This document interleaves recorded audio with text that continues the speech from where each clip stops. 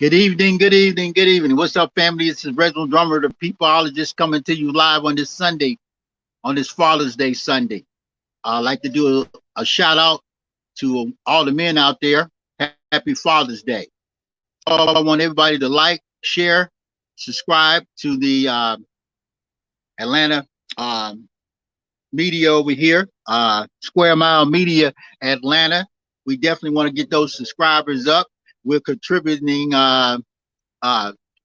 entity over here, so we definitely want to make sure that you like it, share it, and subscribe over here on the channel.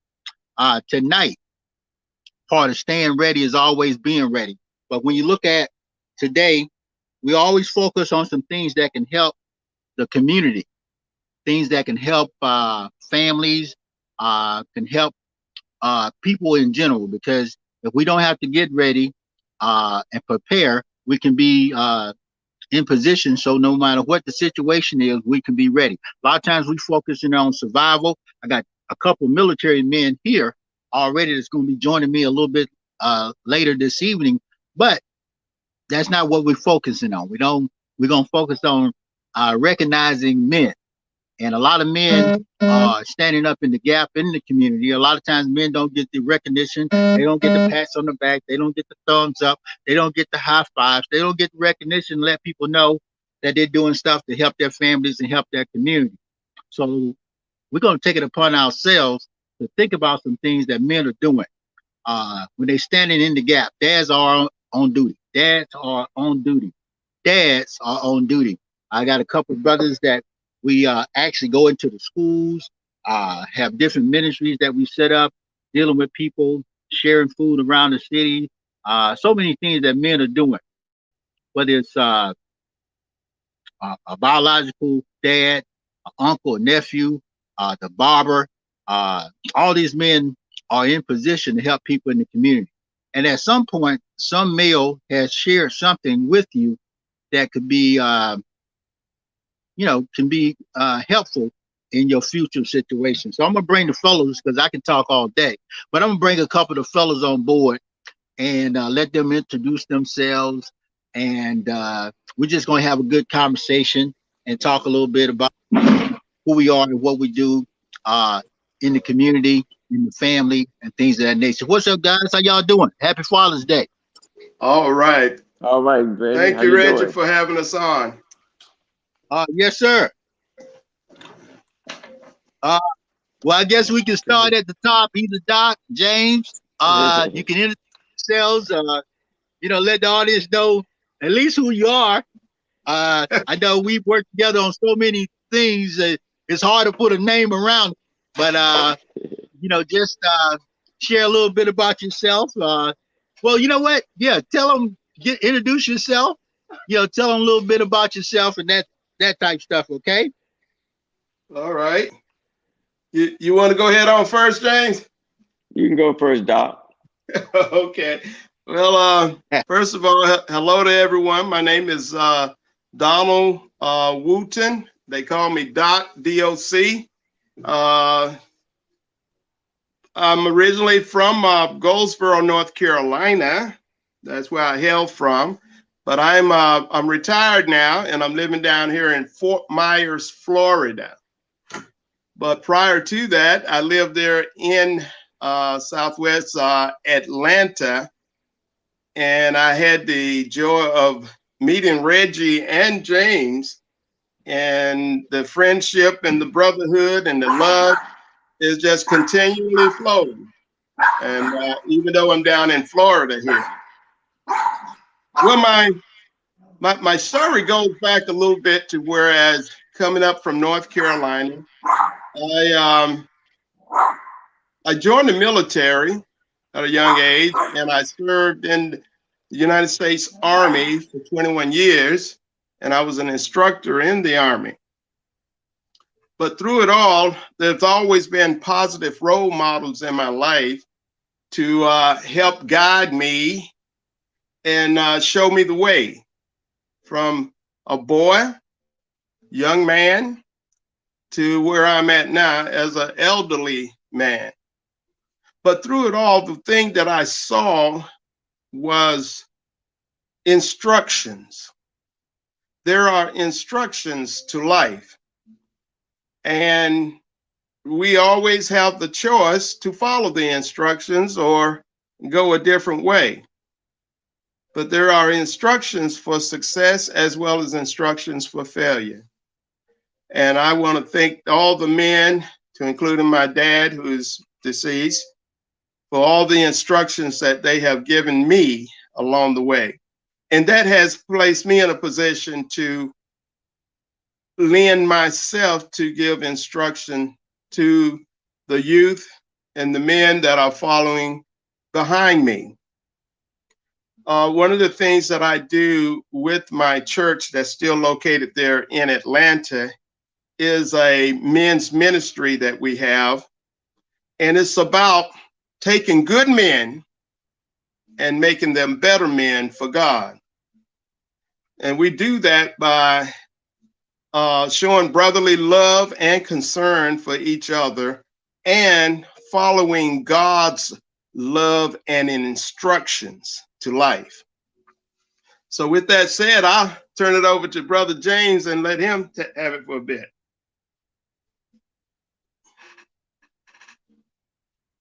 Go ahead there, Brother James. Can you hear me, Reggie? Yeah, we hear you now. Okay, yeah, I'm Brother Stiggers from Atlanta. Let me introduce myself. Ex-military. Also, just retired from the Postal Service in 37 years. And had opportunity to meet Reggie about maybe 10 years ago with Dad's on Duty, and got involved in that, and was able to start a community outreach with men called the Men's of Sandtown, along with Doc, and an opportunity to go into school and mentor to young men and women about how to just support one another, not just their classmate and their parents. Yes. Helping the kids to understand that their parents may not understand certain things, but they could be just as helpful by just communicating things. Yes. On the front line. So we do a lot of community service along with other organizations, but the main thing is just providing good and healthy information and just communicating with one another. And tonight, Reggie, I'm so glad to be a dad that I have a bonus daughter as well as my regular kids. But being able to just display a dad and a fatherhood on both sides of the track, to let those kids know that everybody is equal and the scale is balanced. Yes. And each and every one of them going to have a situation where they will have to deal with in life. But as a dad, it's learning them how to make decisions and understand how to deal with those decisions that they make, even if they're good or bad. But they have to understand how to go through them. And there is a good outcome on the other side of any decision you make. It's just called patience and time. And tonight we want to share that with people. Patient and time. Thank you there, Brother James. I think we got Brother Kenny. Brother Kenny McFadden, how you doing, sir? You might have to unmute yourself.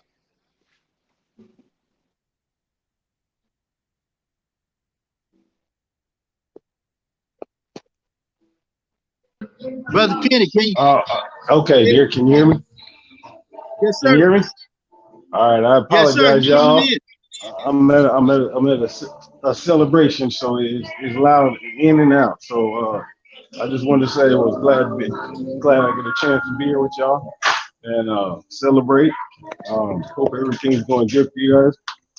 And I'm just wanna reach out and say Happy Father's Day. That's all. All right. Happy Father's Day, Brother Kenny. Hey, Brother Kenny. Yes. You might have to push that mute button to get a little bit of background out there, but you can still chat with us in the chat, okay? Gotcha. Thank you, my brother. We got some more brothers to be joining us a little later, but the big thing is recognizing today many of the things that many of us and we couldn't have got here without a dad. I say a super shout out to my dad. This is my biological father, Preston Paul Drummer. He couldn't make the call this evening, but he had to be a dad on duty. My stepmother was ill, so he wasn't able to make it tonight. But I sent a shout out to him. A lot of things that I learned from my dad when it comes down to being a man, and those things came, during the later stage, we became closer. But a lot of the fundamental things I learned from my granddad, Howard Mosley, who was a vet, and he just was a no-nonsense guy. But we had a lot of fun with him. I learned so much stuff from my granddad. I learned how to set my ABCs backwards. I learned how to work and all that type of stuff. My granddad was one of the best lawn care people on the planet. All he had was a pair of clippers and a lawnmower that you push without a motor. And died. He was known as the landscaping guy. And my dad, who's still alive now, my dad is a 20, I think almost 30-year survivor of prostate cancer. Yes. And so when you think about that, matter of fact, my dad is getting an award, I think Wednesday, for something to do with the seniors. He's a lobbyist for the seniors. He's always fighting. You know how that is, James. It's like, man, we got to make sure we keep benefits for the seniors, man. My dad is all a teamster. He's gonna always make sure people got jobs. I was in the hotel with him. And I was picking up the laundry. He said, "Hey, put that down." He said, if you keep picking it up, they're gonna think they got enough people. They ain't gonna hire no more people." He said, "Leave it in the hallway." That's the type of person my dad is. Always thinking about others, trying to make sure this thing keeps going. And I'm gonna tell a story real quick, and you guys can share some stuff with about your dad. But my dad, I was working at Lockheed, and when Lockheed laid everybody off, I took a job at Eastern Airlines. And I called my dad and said, "I'm working for Eastern Airlines." He said, "No, you're not. You're a scam." Because they was on strike, and I just took the job just to get some money. And I worked one day at Eastern, and he said, "You're a scam. You take a good people's job." And then after that, I quit the next day. But fellas, I'm gonna let y'all get in there for a minute, and y'all can share some stuff about your dad, some inspirational moments. Okay, James, either one of you guys can get in there. Okay. All right. Well, James, I'll go ahead and take this. I got two there, Reggie. One was from a group of Vietnam veterans back in the right when I had finished high school, and I went into trade school. and they were really tough on me. They were like, "What you doing in here?" I said, "Well, I'm learning how to get a trade." He said, "Well, boy, you need to be in the Army there so you can learn something, go somewhere and do some things." He said, "But before you go, you complete this, what you are doing now, so that when you get older and look back on your life, you will have a set of completeness instead of incompletes." In other words, whatever you start in life, finish it. Don't just start and quit. Start and quit. It's all right to change, but first of all, complete whatever you are doing. And one of the other things that I like to leave with the group tonight that I learned from my father was that if you cannot help someone, then don't hurt them. Meaning, if you are in a situation to help a fellow man, brother or sister, then do that. But if you can't, then don't cause more harm to them and put more stuff in their way for them to stumble. And to always remember, you want to live and let live. You want to live and let live because there is always plenty to go around. There is always plenty to go around. Right. Thank you.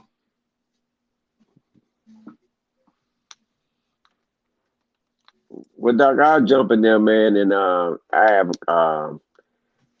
my favorite story is I didn't have a lot of time I spent with my real father, but I had my bonus dad. And Mhm. I remember when I was trying to go figure out what I want to do.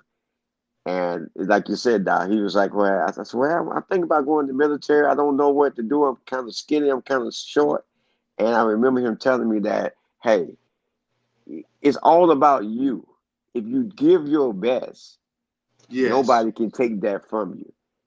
And he told me, he said, "When you go in, you just remember that you do your best. You give yourself 100%, then whatever outcome happens, you're not going to be afraid, mad, or sad about it because you gave 100% of yourself."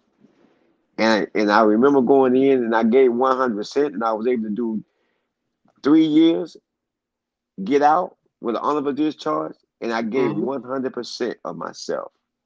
yes, And I always remember that, and I tell kids, it always starts with you. If you get up and give 100%, nobody can take you down at 90, 80, 70, 60, or 10% because you that's start right. with 100%. That's right. And my second story was my grandfather. He lived to be 98 years old, and I never forget that. He used to always take me to the store with him. He always said, "Pay attention." And I used to always say, "Why are you always telling me to pay attention? We in the store. We came in here to get what grandmama told us to get. Why are you telling me to pay attention?" And it came to me one day. He said, "Boy, look here. You go down the aisle, there's a lot of different things that are going to grab your attention. But you need to pay attention to what you came in here for. Because when Okay, you lose track of what you're trying to pay attention to, you'll go in any direction that life and other things in life will pull you other than what you came in there for."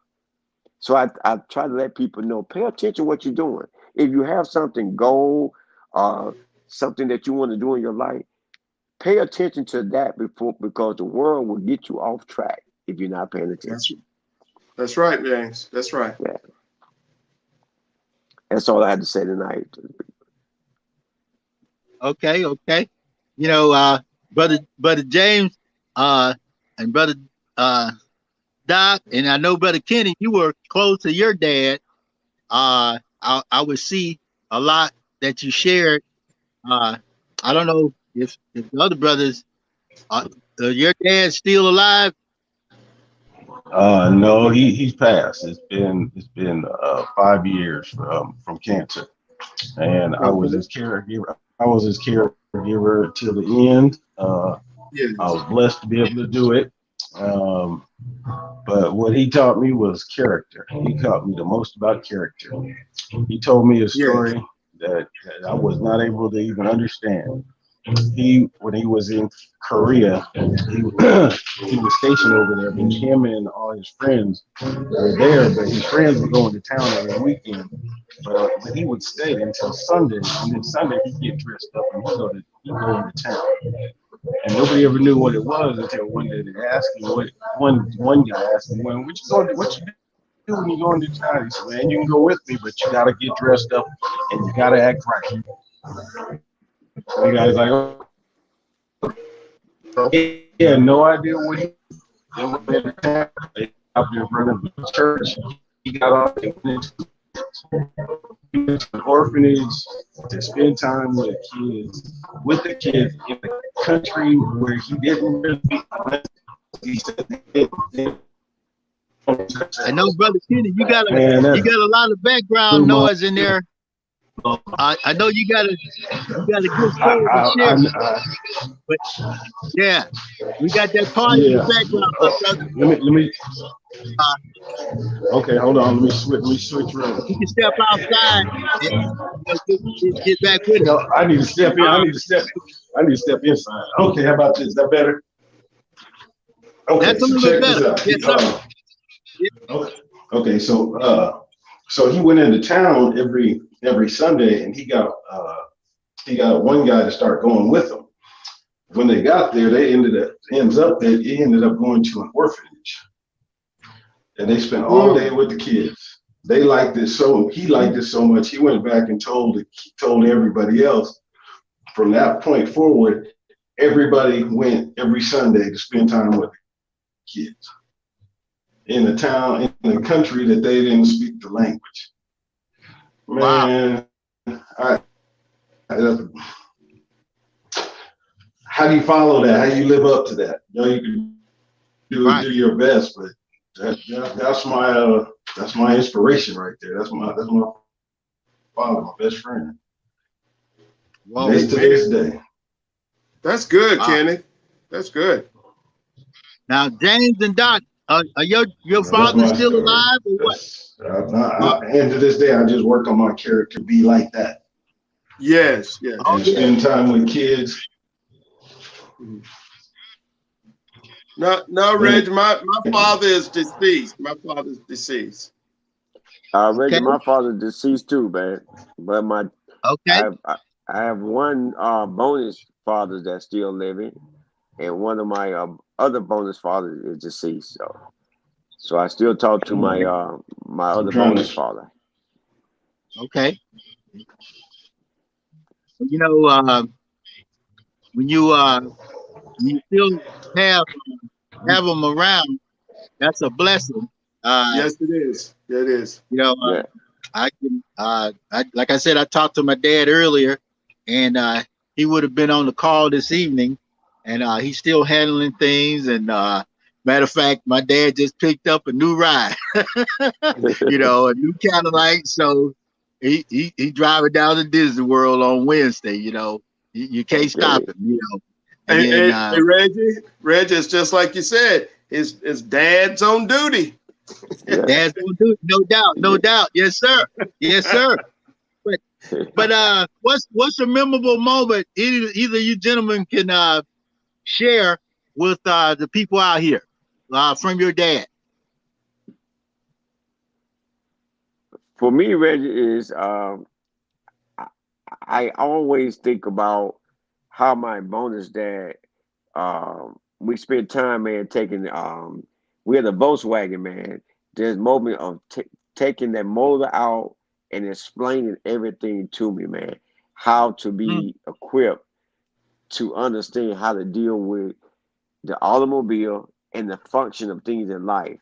How to take it apart, put it back together, and be ready for it to work at top notch. And I just be like, well, Pop, what is this gonna do? He said, hey, when you put a little bit of you into it, you'll be amazed what comes out of it. And in those moments, man, I just really, I'm grateful for them because I'm able to do The same thing now with my own automobile, and teach that to my own kid. Just um the basic of maintenance, to understanding what they have. Wow. Guys, with me, I come from a big family, so I'm a middle child. I'm in the middle. I got 2 sisters and a brother younger than me, and 3 brothers and a sister older than me. I'm in the middle. I'm what you call, hey, diddle diddle, caught in the middle. But it was strange to me. I'm the only one in my family that went into the Army. And it was after my father had passed that I did not know how he was proud of me for what I had done and carried on the family name. He worked at the county hospital there on the evening shift doing janitorial work. And the people he worked with, they told me after he had passed away how he was not bragging on me, but that how he was proud of me for the work that I was doing and how I was serving in the military and everything.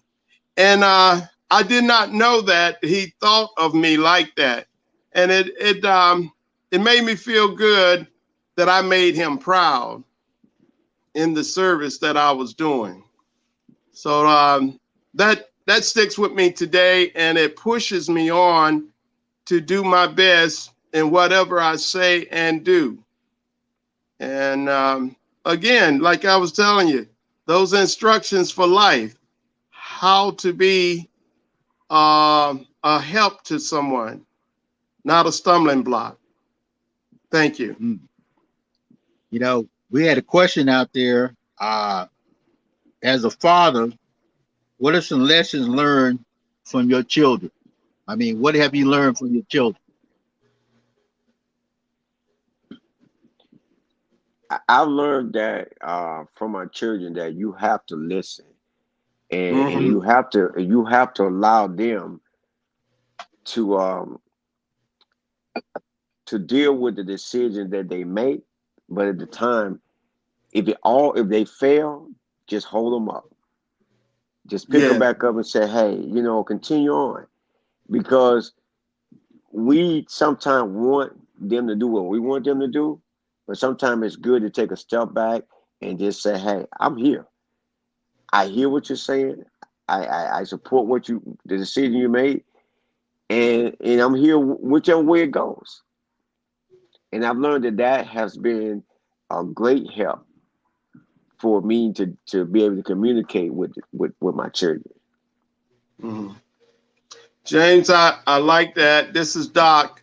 I'm still in the learning process from my kids. I have daughters. And one of the things that I'm learning is they got to have growing space. Like James said, we want the best for them. We want to protect them and so forth. But sometimes we have to step back as fathers, as parents, and give them growing space. I didn't say just room. I said growing space. And that's a difference because all living things grow. All living things grow. They change. And then you got to be ready to accept those changes, what comes from that growth. Yes, as a parent and a father, that's very challenging because you say, well, I didn't train them to go that way. Well, that's the way it went. And then through it all, you got to be ready, dad on duty, to give that love and support to whichever way it goes. Thank you. Well, you know what's the routine? The routine cliche: do as I say, not as I do. A lot of times, you know, I've learned patience. My son called me today, and he was dealing with an issue, and he was in his little man cave, and their family had put him in timeout, and uh, and I said, well, Chris, you know, we'll get together when we get together, and you know, but you learn patience, you learn long suffering, uh, and when they get to develop a family, you see yourself in some of the things that you taught them. Because I didn't even think he was paying attention to a lot of the stuff that I was teaching him, and you see it now, you know, and you know, so that's one of the things I learned. And then I learned, you know, as an extended parent and working with other family members, you learn to grow with young people. Young people, they're the future, so they're gonna always be doing something that you know, you already done figured it out. You say, man, you keep doing that, it ain't gonna go nowhere. But you let them do it. You know, Right. I had a young nephew, and not to say he was lazy, but you know, basically he had turned the broom around and tried to sweep. Well, I let him do it. I mean, he couldn't stop it. And you know, I guess he just thought I was gonna give up. You know, because you know, in the military, I learned some things. I said, okay, you're not gonna wear me out. You get tired before I do. So he turned the broom around and was trying to sweep with the handle. You know, act like he didn't know what was going on. I just said, well, you know, you probably need to start in that corner. And then I kept staying on him. And you know what he did?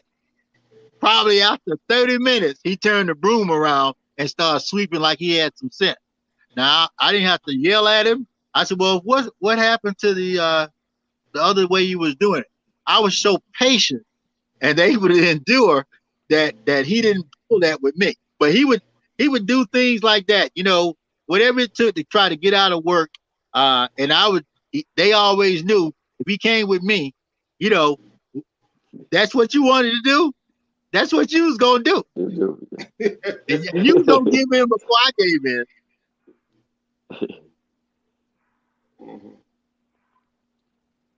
But you know, and another thing I had to think about, because my lady friend, she was telling me her dad raised her. You know, it's 3 girls. Now, you know, sometimes you say, well, I know sometimes people say, well, because my dad and mom were divorced. So my mom was like a dad on duty. Well, sometimes men don't get the credit as much as women when it comes down to rearing their children without a mother. Okay. And in her case, her mother had passed, and the responsibility to raise 3 girls was put on the man. He didn't give up. He didn't. I don't think he brought another lady in the house. He handled everything on his own. So men can step up when it's time to step up. And I see a lot of ladies that have a lot of respect for their dads because of what he put in them. You know, the work ethic, not giving up. I mean, he didn't. You know, he was still able to do the things like with combing their hair. you know, all that type stuff. You know, it's hard to even contemplate a male being able to do those sensitive things like raising girls. You know what I'm saying? And I know it's a movie out there. Tyler Perry had a movie, Daddy's Little Girl, and it was about the man raising the girls. Remember that? Yeah. But men are capable of doing a lot of things. I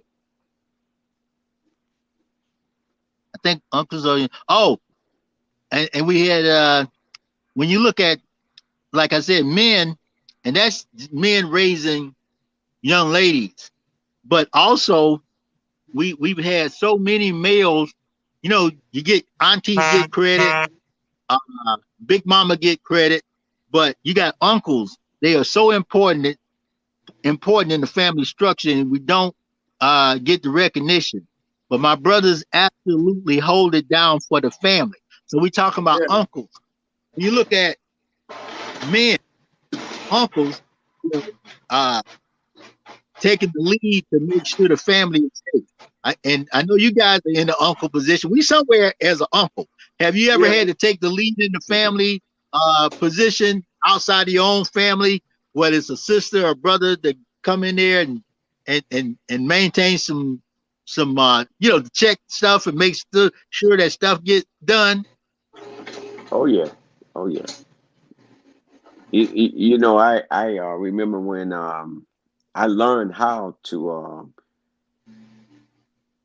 cater myself in the uncle position because of my uncle. I had an uncle that um, used to tell me that when I went to school and did good and stuff, he's always telling me, "Say, look here, I'm gonna reward you for every time you do X, Y, Z. If you study hard, you stay in school, you stay out of trouble, you help your mom, you do certain things, I'm gonna reward you." And I always look forward to seeing that uncle because I stayed on top of my game. And Mm-hmm. and now that I'm in the uncle position with my niece and her kids, and I'm like, hey, I tell them all the time. I say, hey, I'm uncle. Hey, you call me. You want to talk. You wanted to do certain things. If you got something going on at the school, I'm here to invest in you.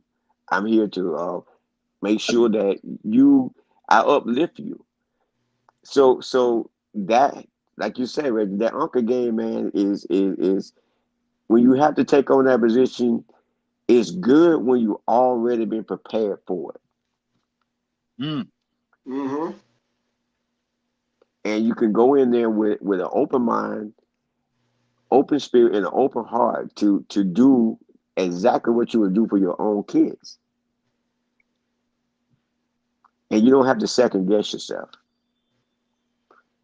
So Okay. that's what I got to say Okay. about it. Thank I know, Doc, you had to fill that position as an uncle. Yes. Cool. And I tell you, it's rewarding, like you said, because you you see the need and you just step in the gap. You do what needs to be done. You don't ask who, what, they should have done this. You just do what needs to be done because you look at it as there's a need that need to be fulfilled. And recently, down here in Florida, my wife's sister and her family, they moved from Virginia and they moved down here.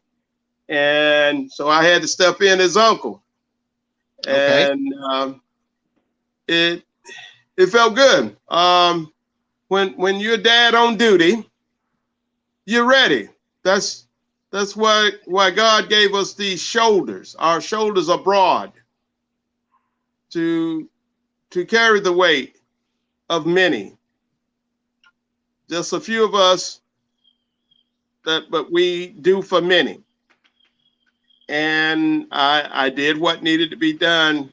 And to this day, they think I can do everything, but I'm only Ah, uncle. And I you thank you're the a Lord for superhero. that. I thank the Lord for that. Yes, sir. You know, and I know when the school and you know, people had called us when the brothers they were down in Shreveport, and just men showing up in the school. You know, when the fathers show up, things happen.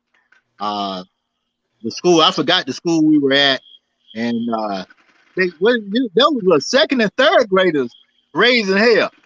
Uh, You know, they were running the teachers wild. You know, and uh, I forgot what but you know, they needed a male presence. I think most of the teachers down there were females, and the and these third graders was pushing up on them. Right. And you know, that was one of the last. That was, I think, before COVID. And you remember we were down there, and we showed up and talked to the young men and the young girls as well, and motivated them to want to stay in school, because that was at an early grade. That was like, look, one day third and fourth graders, you know, but they were raising hell. Them little jokers, you know, they would put the teachers in check. Well, how important is it to have a male, whether it's in the family, the community, and the school?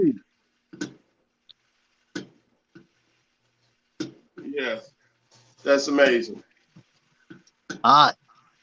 And I see in the chat, and Letitia, I see you was one of those ladies raised by a man.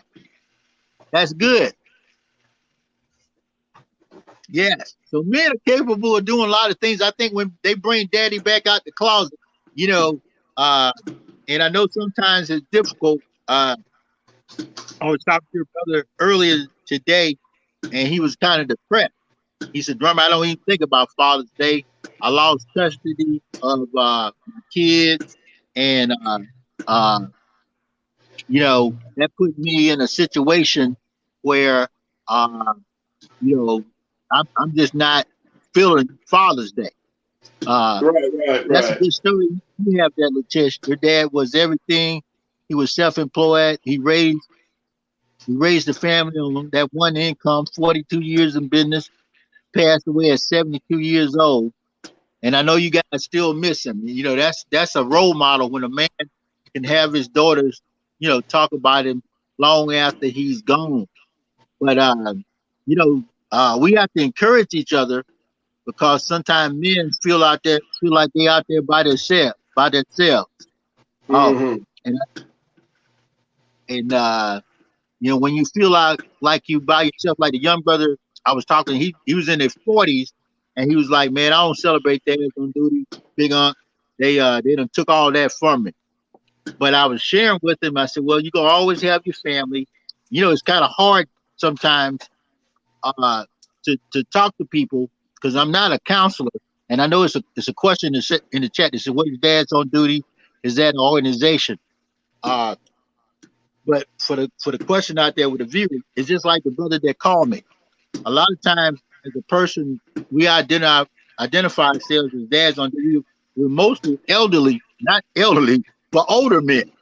So anytime you get older men, uh, you have a certain degree of wisdom. So the whole point behind Dads on Duty was to get uh, men that didn't belong to an organization. They might not have been in a fraternity. They might not have been in a letter group or anything like that, but they wanted to be involved in the community.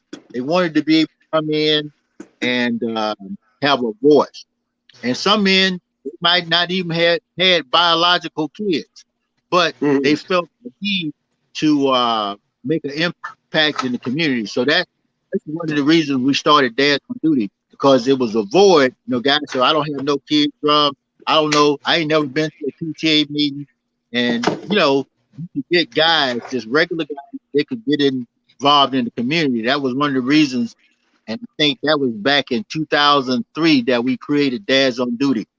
Uh, Founding member, I think we got three brothers that's already deceased: Fred V. Man Watson, uh, Black Love. Uh, I can't even think of the other brothers. Yourself, James, Steve Smith, Victor Love, Carlton Dobbs, uh, Black Peel, Brother Secret White. Uh, we got a whole list of them. But Yeah. you know, bringing just regular men together just to work out things in the community. Just like when I was talking to that young brother, and believe it or not, I told that young brother there, I said, "Brother, if you can make a phone call just to the family and let them know you're okay." Got a question. My father didn't have gender roles. He taught his daughters how to do the minor car repairs, and his sons, he taught them how to cook so they could be self-sufficient and self-reliant. You know, but Yes. that's true. What these, men teach you, especially if they've been in the military, they'll teach you everything because they want you to be Mhm. ready. They'll teach their Yeah. daughters how to fix a car. My niece was just here other day, and even though she's pregnant, she can change the tire. I told her don't change the tire, call AAA. But you know, we taught her how to change the tire, how to Mm-hmm. do the basic stuff. That. But again, you guys are part of a lot of different things, whether it be ministries, uh, outside of your family. Because sometimes when men say, "Well, I'm gonna raise my family," uh, I'm a empty nester. I don't even want to see my grandkids, but it's a benefit when men do the extended family. When you go, we call it going deep, meaning that you go down into your grandkids, their Mm-hmm. families, and you affect it. So, do you see what do you see your roles uh, as your kids gotten to be older? I have a unique situation, everyone. This is Doc again. My grandson, he was younger then. I guess he was about 10 or 11, and we're very close. We do things. James, you met Junior Wagner. Yeah, I met him. Yeah. I call him Junior Wagner. I gave him, that's his nickname. His name is Alex. And he says, Grandpa, why you call me Junior Wagner? I said, because I bought you a wagon and you like to play with it, so I call you Junior Wagner. He said, okay. Then the other thing is, he said, Grandpa, I want to be a grandpa like you. I said, wait a minute. Boy, you ain't even been a father yet. But he wants to be a grandpa like me. So I consider that an honor. Well, that's a good Thank you. example that you're sending out. Yes. And now he turned 15 today, and Okay. we still close. Wow.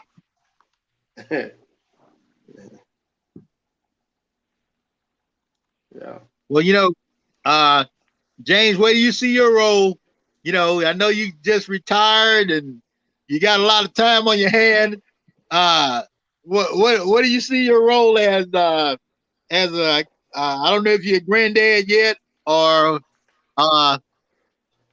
what do you see your role? Well, as a granddad, man, my granddaughter, she comes over sometime, and I remember she telling me, she said, "Papa, uh, I want you to start taking me out to the nice places to eat, and I love the things that you do." And I'm like, okay. She and me and my wife, was like, okay, here's my granddaughter telling me now that she's interested in just learning how to enjoy just being out among people, and learning how to handle the way she enjoy eating at fine restaurant, going to the mall, or just teaching her the basic things of how to just enjoy who she is and enjoy the things that she likes to do. So it's been a great pleasure just being able to hear a child tell you that they are focused on what you're teaching them and reminding you how they want to continue to embrace that. Mm-hmm. Mm-hmm. So so Okay. that's where I'm at this point. I'm loving it.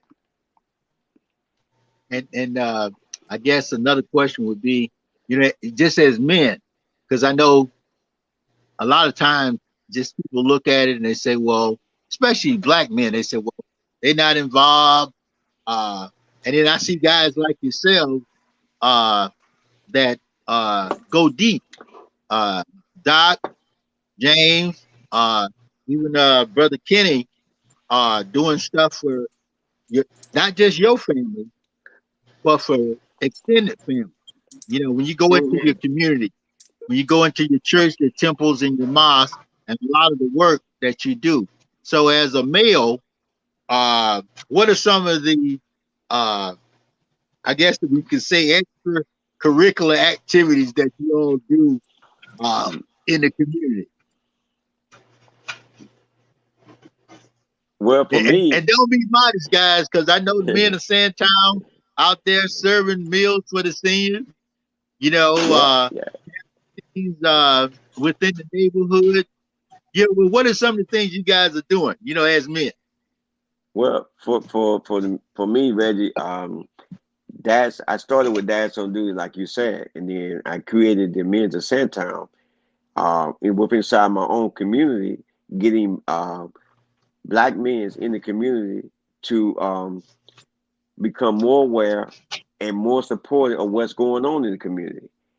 Along with the HOA, we work with the HOA by getting information out to the community. We work with our seniors, our neighbors, and we now are doing stuff with our local kickball team, sponsoring water, also going out to cheer them on to their success. And we are doing a program for the kids in the community. I also have the AMVET um, that I'm a part of, who is also partnering with my community, also bring awareness to kids that don't have computers, kids that don't have meals. We give away feeding kids, clothing the community, and also providing all sorts of educational information to the community.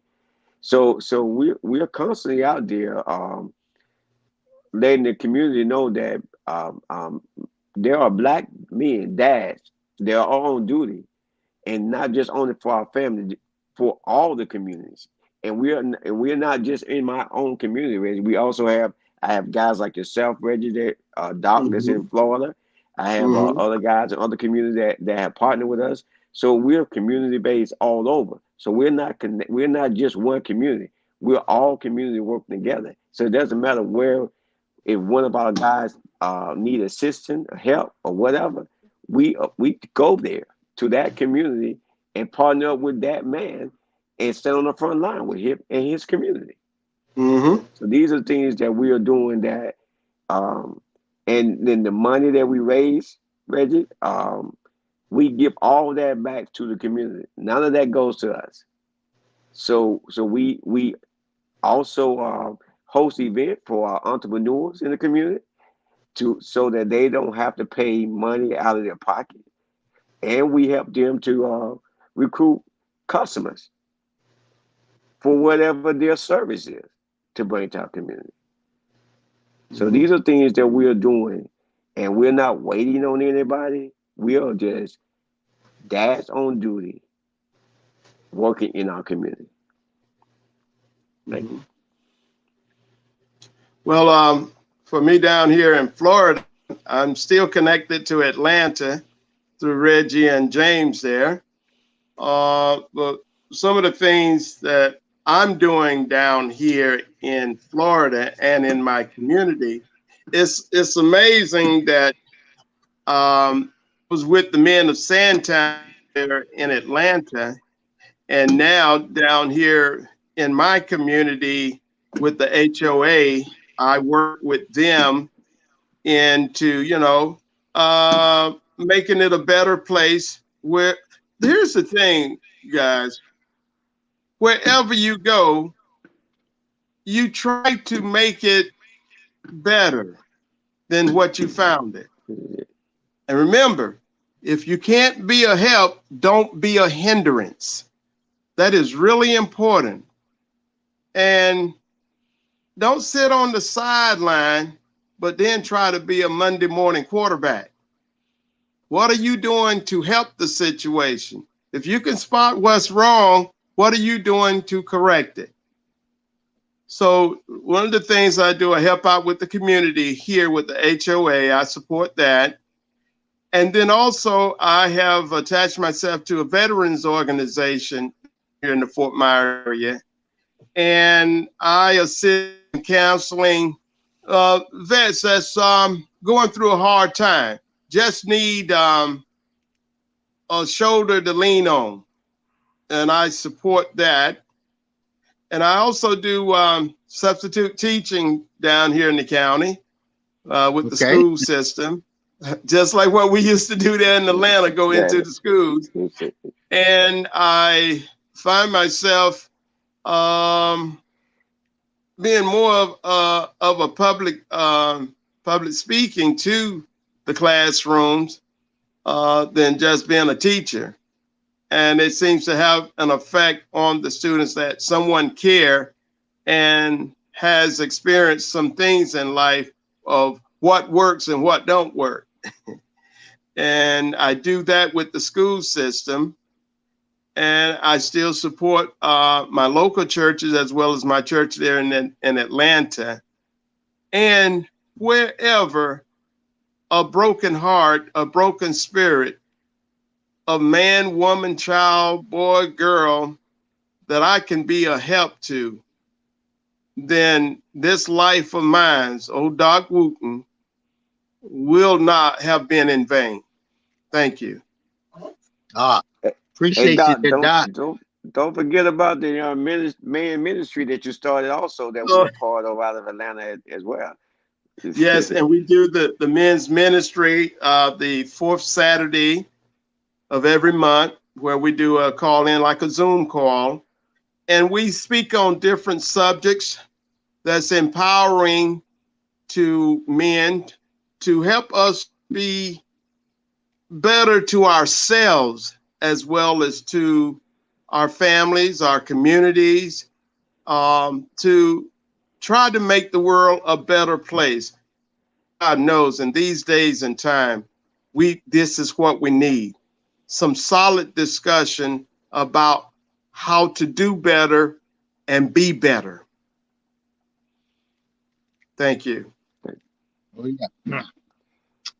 And fellas, I know it's also Juneteenth weekend, Yeah. and so if you and you think about legacy, if it's one like, and I know you just shared something, Doc and James, but if it's one thing that you could just leave out there to upcoming fathers, a lot of, like I said, a young man today in his 40s, he's about to give up because he felt kind of bad because he wasn't with his family.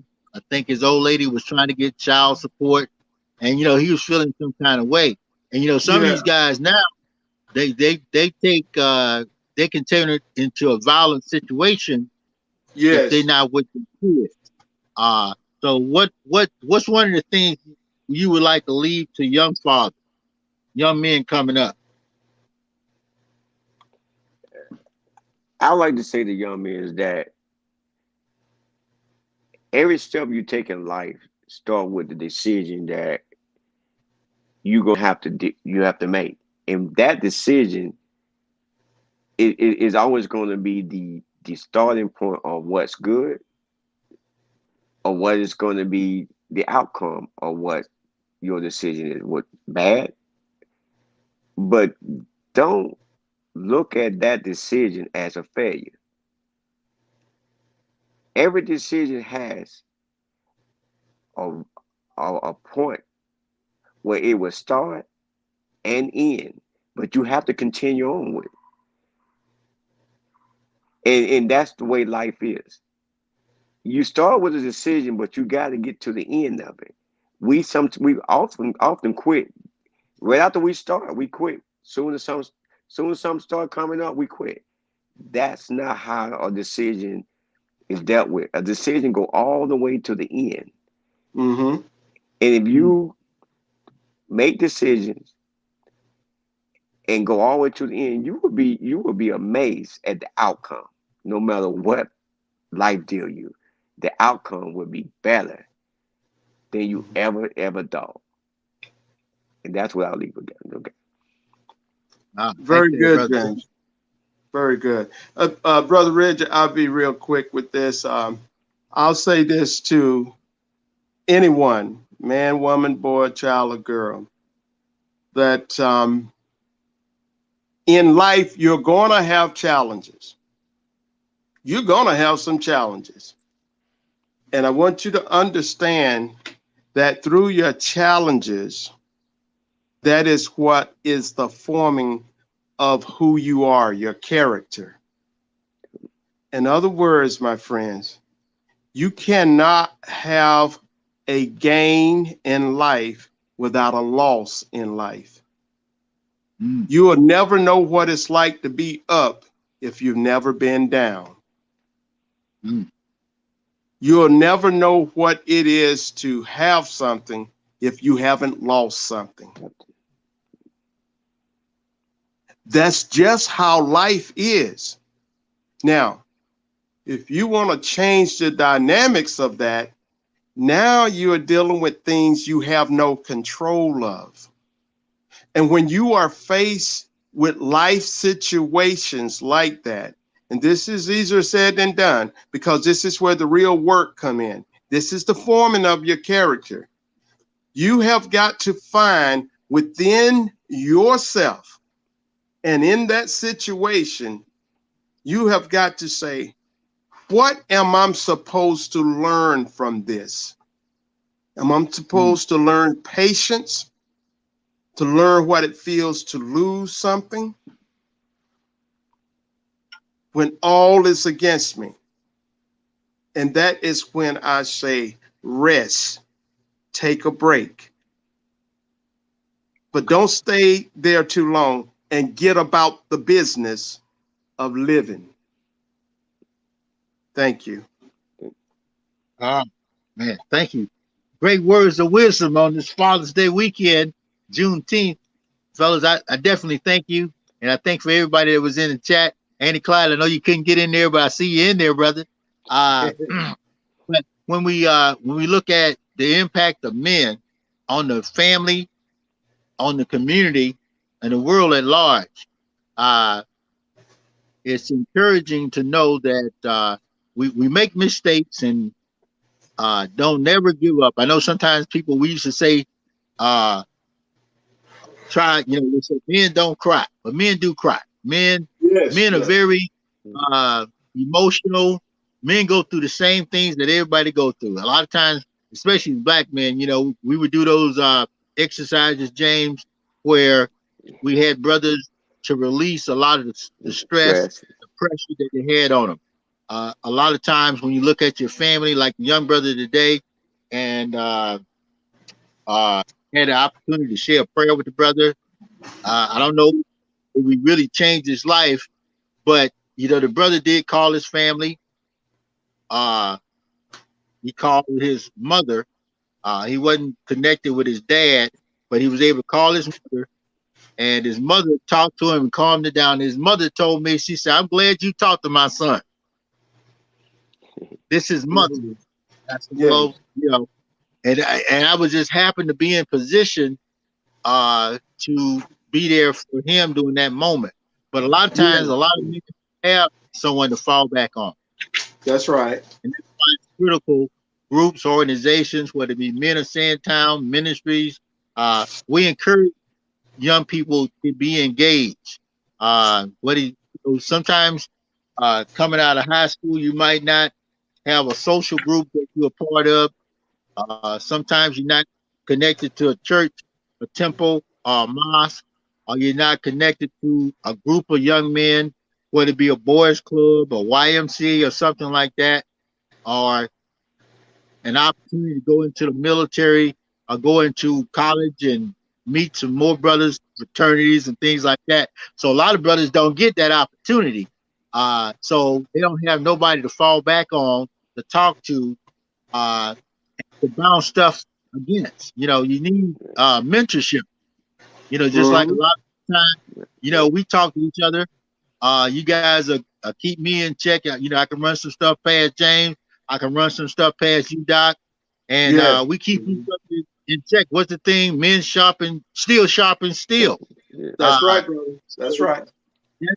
That's my my last thought to any young men that's coming out there. And at some point, whether you're a biological dad, whether you're uncle, a nephew, a step up, meaning that Yes. you done stepped into a family that's already existing, what we call RMF, a ready-made family. At Mhm. some point, you're gonna have to either man up and be in position. So you got to look out and reach out, and don't be afraid to reach out to people, Right. That's good people. That's right. You know, because That's right. there's people in your community, there's people in your family. Uh, a lot of times, when I see young brothers push, I saw a brother pushing a stroller with about 3 babies in the stroller and one walk, and I was like, "Go ahead." I gave him a thumbs up. Go ahead, young brother, because he was doing his thing. He was making sure his family was safe, and I think we have to do encouragement. So my last thought of the day would be encouragement. With that being said, thank you, brothers. Thank everybody out there. Happy Father's Day. Happy continued June 10th. We're gonna be doing some work, putting some things out there on that. A lot of opportunity celebration. Uh, uh, thank you, my brother, Dr. Wilhart, for giving us that award earlier. I wasn't there to get by there, but power to the people. And we'll see you next week. So by All all right. means, stay ready so you don't have to get ready. And thank you, James. Thank you, Doc. And we'll see you at the top or from the top. And remember this, the secret of walking on water is just knowing where the rocks are. All right. All right. All right. Be blessed, my brothers. Be blessed. Be blessed. All right.